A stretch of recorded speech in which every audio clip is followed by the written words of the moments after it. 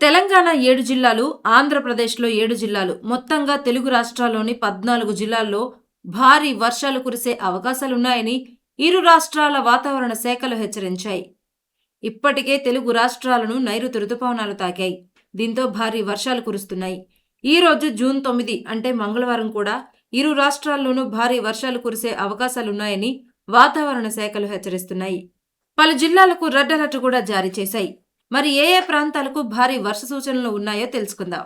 ఆంధ్రప్రదేశ్లోని రుతుపవనాలు 4-5 రోజుల ముందే ప్రవేశించాయి. దీంతో ప్రస్తుతం వర్షాలు జోరందుకున్నాయి. నేడు ఆంధ్రప్రదేశ్లో విస్తారంగా వర్షాలు కురుస్తాయని విపత్తు నిర్వహణ సంస్థ హెచ్చరించింది. ముఖ్యంగా పల్నాడు, ప్రకాశం, కర్నూలు, నంద్యాల, అనంతపురం, శ్రీ సత్యసాయి, వైఎస్ఆర్ కడప జిల్లాల్లో మోస్తరు నుంచి భారీ వర్షాలు కురుస్తాయని ప్రజలు అప్రమత్తంగా ఉండాలని హెచ్చరించింది. అల్లూరి సీతారామరాజు, మార్కాపురం ప్రాంతాల్లో మోస్తరు వర్షాలు కురుస్తాయని ప్రకటించింది. భారీ వర్షాలకు ఉరుములు, మెరుపులు, పిడుగులు, ఈదురు గాలులు తోడై ప్రమాదకరంగా మారే అవకాశాలున్నాయని విపత్తు నిర్వహణ సంస్థ తెలిపింది. కాబట్టి వర్షం కురిసే సమయంలో చెట్ల కింద, తాత్కాలిక నివాసాల్లో ఉండకూడదని, సురక్షిత ప్రాంతాల్లో ఉండాలని ప్రజలకు సూచించింది. హెచ్చరికలు జారీ చేసిన జిల్లాల్లోనే కాదు, మిగిలిన జిల్లాల్లోనూ అక్కడక్కడ తేలికపాటి వర్షాలు కురిసే అవకాశం ఉందని విపత్తు నిర్వహణ సంస్థ తెలిపింది.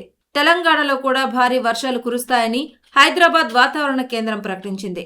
ఖమ్మం, నల్గొండ, సూర్యాపేట, మహబూబ్ నగర్, వరంగల్, హన్మకొండ, నాగర్ కర్నూలు జిల్లాల్లో భారీ నుంచి అతి భారీ వర్షాలు కురుస్తాయని తెలిపింది. గంటకు 40 నుంచి 50 కిలోమీటర్ల వేగంతో ఈదురు గాలులు కూడా వీస్తాయని హెచ్చరించింది.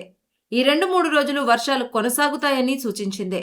దీంతో ఎండల తీవ్రత పూర్తిగా తగ్గి 30 నుంచి 35 డిగ్రీల ఉష్ణోగ్రతలు నమోదవుతాయని హైదరాబాద్ వాతావరణ కేంద్రం చెప్తోంది. ఇక నిన్న జూన్ 8న తెలంగాణలో భారీ వర్షాలు కురిశాయి.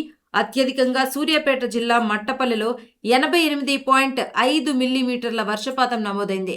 ఇక రంగారెడ్డి జిల్లా కందుకూరులో 78, కడతాల్లో 45.3, మహేశ్వరంలో 38 మిల్లీమీటర్ల వర్షపాతం నమోదైంది.